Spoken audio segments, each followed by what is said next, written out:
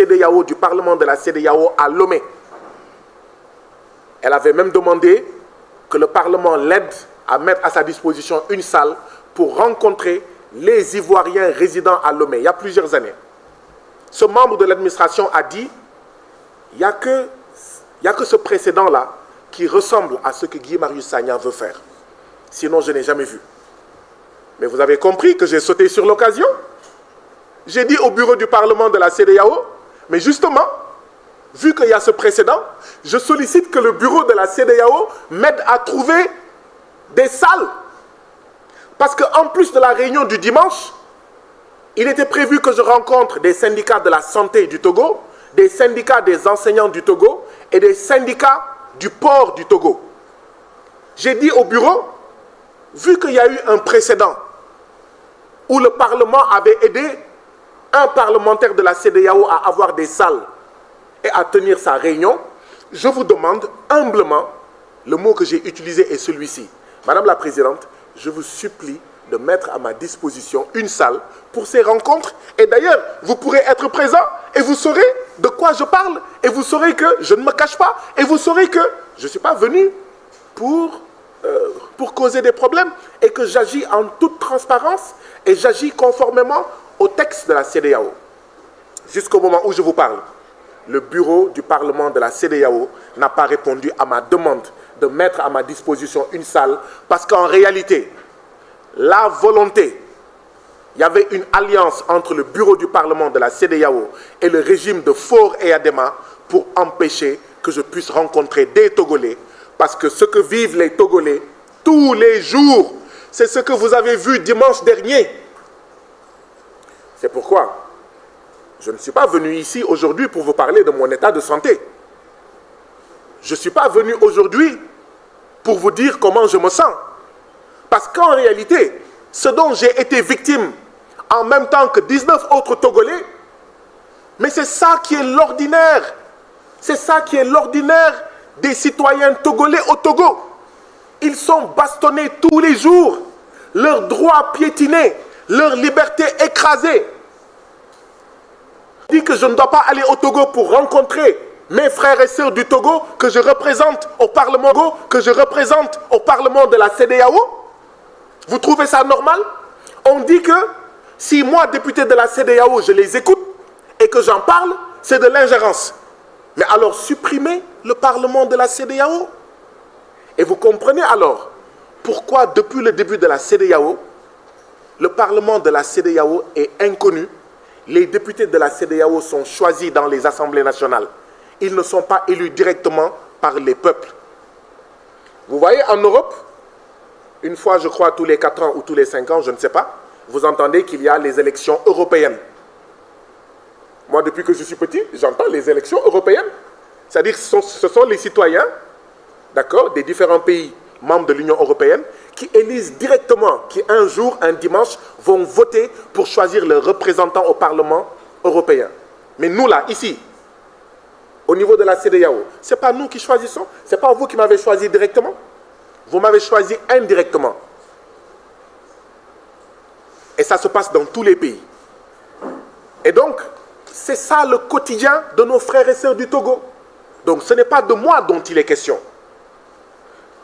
Le régime du Togo, la police togolaise, le gouvernement togolais veut se focaliser sur moi. Mais moi, ma santé ne m'intéresse pas. C'est la santé du peuple togolais qui m'intéresse. Parler des coups et des blessures que j'ai reçus ne m'intéresse pas. Ce qui m'intéresse, c'est les coups et les blessures quotidiens reçus par le peuple togolais. Les Togolais qui osent dire ce qu'ils pensent, ils sont en exil. Le peu qui reste au Togo, c'est la prison, c'est les pressions, c'est les disparitions. C'est les coups, c'est les tortures. C'est ça la situation. Voilà ce qui s'est passé le 29 septembre dernier. Mais, chers frères et sœurs, quand j'étais à Abidjan il y a quelques semaines, pour une rencontre du Parlement de la CEDEAO, un jour, à 22 h, la présidente du Parlement de la CEDEAO m'appelle au téléphone. Elle me dit, « Honorable Guy Marius Sagna, Le président de l'Assemblée nationale de Côte d'Ivoire va vous recevoir demain à 11 h. Je lui dis, ben, Madame la Présidente, je n'ai pas demandé à rencontrer le président de l'Assemblée nationale de Côte d'Ivoire. Je n'ai exprimé aucun besoin à le rencontrer. Je ne comprends pas pourquoi est-ce qu'il veut me rencontrer, alors que moi, je n'ai pas demandé à le rencontrer. Et pendant 12 heures de temps, j'ai subi des pressions immenses pour que j'accepte d'aller m'asseoir avec le président de l'Assemblée nationale de la Côte d'Ivoire. Donc, la présidente du Parlement de la CEDEAO se bat, se mobilise pour que moi, député des peuples de la CEDEAO, je rencontre le président du Parlement de l'Assemblée nationale de Côte d'Ivoire. Et maintenant que moi, je veux rencontrer des citoyens du Togo, on me l'empêche. Vous trouvez ça normal? Et je lui ai dit, Madame la Présidente, vous avez facilité une rencontre entre moi et le président de l'Assemblée nationale de Côte d'Ivoire, rencontre que je n'ai pas demandée, rencontre que je n'ai pas voulu, rencontre que je n'ai pas souhaitée. Et aujourd'hui qu'il y a des Togolais qui souhaitent me rencontrer, et moi je souhaite les rencontrer, vous vous y opposez. Vous me dites que des rencontres, même privées, comme des rencontres publiques comme privées, mais la loi togolaise a décidé comment elle doit se passer. Il faut informer, il faut demander l'autorisation. Ça veut dire que quand une famille au Togo veut manger à midi, c'est une réunion, il faut demander, il faut informer le gouvernement du Togo. Non mais, vous voyez un peu jusqu'où les dictateurs poussent l'absurde. Une réunion privée, la présidente du Parlement de la CEDEAO, parce qu'elle est togolaise, parce qu'elle est chez elle, parce qu'elle est membre du même parti que le président de la République et qu'elle a reçu des pressions, elle me dit, même une réunion privée, tu devras informer et demander l'autorisation. Voilà ce qui s'est passé dans cette rencontre, chers citoyens. Le lieu a été changé, vous connaissez le lieu, c'est un siège de parti politique. Ce n'était pas notre plan B, ce n'était pas notre plan A. Notre plan A, c'était de choisir un lieu neutre, parce qu'il y avait 8 organisations de la société civile et 4 organisations politiques. C'est le gouvernement togolais, le régime de Faure et Adema, qui nous a poussés à prendre le siège d'un parti politique. Je tiens à le dire clairement. Donc ce n'était pas une rencontre entre le député Guy Marius Sagna et l'opposition togolaise. Quand bien même, si une rencontre pareille devait se tenir, je n'éprouverai aucune gêne, parce que l'opposition togolaise, ce sont des Togolais et donc des citoyens de la communauté. Ils peuvent avoir des préoccupations particulières et vouloir les partager avec moi. Je rencontre tout le monde. Ici au Sénégal, ma porte est ouverte à tout le monde. Donc quand je vais, quand par la grâce de Dieu et par votre grâce, vous m'envoyez en Afrique de l'Ouest, au Parlement de l'Afrique de l'Ouest, c'est ce que j'ai l'habitude de faire ici, que je vais faire là-bas, et rien ni personne ne m'en empêchera. Rien ni personne. Cela étant dit, le dimanche 29 septembre, à partir de 10 h, il y a eu une voiture de gendarmerie qui est arrivée au siège du parti politique. Les gendarmes sont entrés dans ce siège. Quand ils sont arrivés, ceux qu'ils ont trouvés là-bas leur ont demandé « Mais qu'est-ce que vous faites ici ?» Ils ont dit que nous sommes là pour votre sécurité. Ils ont regardé, ils ont visité et tout. Puis ils sont allés se garer devant le siège, sur l'autre côté du trottoir. Il y avait une rue entre le siège du parti politique et là où la voiture de la gendarmerie était garée. Depuis 10 h du matin, quand nous arrivions au siège, quand nous sommes descendus de la voiture pour entrer dans le siège, moi j'ai aperçu la voiture de la gendarmerie qui était là-bas depuis 10 h. C'est une voiture de gendarmerie immatriculée 7701 ou 7101. Nous avons la vidéo de la voiture de la gendarmerie parce qu'on a été obligé de zoomer parce que la vidéo a été prise de très loin. C'est pour ça que je dis 7701 ou 7101. Ceux qui sont des techniciens peuvent comprendre que quand on zoome un numéro de plaque d'immatriculation, oui, vous pouvez faire des confusions entre un 7 et un 1. Le numéro de la plaque d'immatriculation de la gendarmerie togolaise, qui était depuis 10 h au siège de ce parti politique et qui y était encore quand je suis arrivé sur les lieux, était 7701 ou 7101.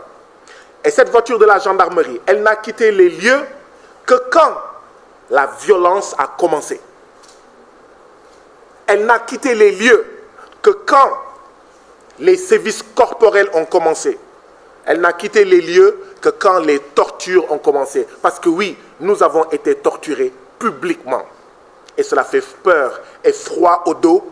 Parce que si publiquement, à 16 heures, en plein jour, à visage découvert, des gens, plus d'une cinquantaine, peuvent torturer publiquement des gens, qu'est-ce qui se passe alors quand il n'y a ni caméra, ni téléphone portable, ni micro, ni CEDEAO, ni député comme Guy Marius Sagna, ni journaliste? Que vit alors au quotidien le peuple togolais? Qu'est-ce à dire? C'est mon avis. Cela a été planifié.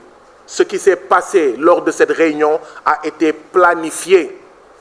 Le gouvernement du Togo n'a pas interdit la réunion qui s'est tenue le 29 parce qu'il ne pouvait pas l'interdire. Le gouvernement du Togo n'avait même pas interdit la réunion de la paroisse. Tous ceux qui disent que la réunion qui devait se tenir à la paroisse était interdite ne disent pas la vérité. Parce que moi, je n'ai pas reçu un arrêté d'interdiction. La présidente du Parlement, lors de la réunion, n'a pas brandi un arrêté d'interdiction. Les organisateurs qui avaient loué et payé la salle à la paroisse n'avaient pas reçu un arrêté d'interdiction. Donc, aucune réunion n'avait été interdite. Tout ce qu'on nous avait dit, c'est que le gouvernement rappelle qu'en matière de réunion au Togo, il y a une loi, il faut informer, il faut une autorisation, quelque chose comme ça.